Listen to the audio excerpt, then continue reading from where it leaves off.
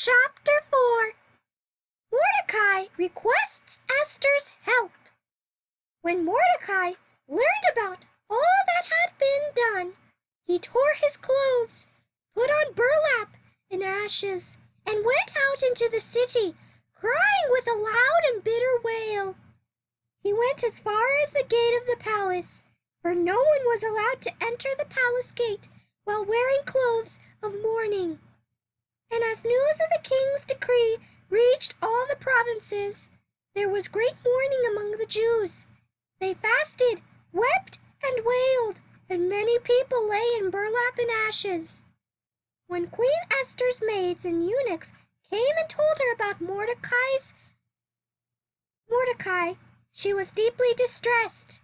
She sent clothing to him to replace the burlap, but he refused it. Then Esther sent for Hatak, one of the king's eunuchs, who had been appointed as her attendant.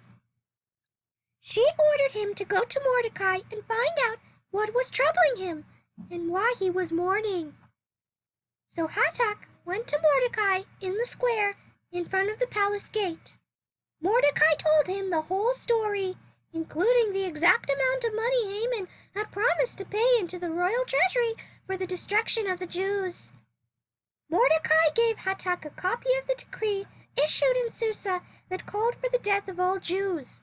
He asked Hatak to show it to Esther and explain the situation to her. He also asked Hatak to direct her to go to the king to beg for mercy and plead for her people. So Hatak returned to Esther with Mordecai's message. Then Esther told Hatak to go back and relay his message to Mordecai.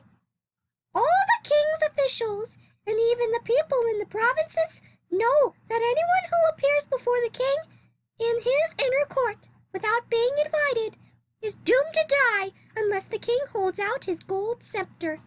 And the king has not called for me to come to him for 30 days. So Hatak gave Esther's message to Mordecai. Mordecai sent his reply to Esther. Don't think for a moment that because you're in the palace, you will escape when all other Jews are killed. If you keep quiet at a time like this, deliverance and relief for the Jews will arise from some other place. But you and your relatives will die.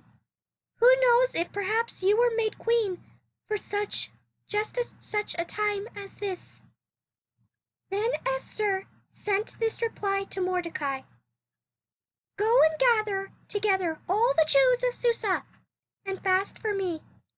Do not eat or drink for 3 days, night or day. My maids and I will do the same.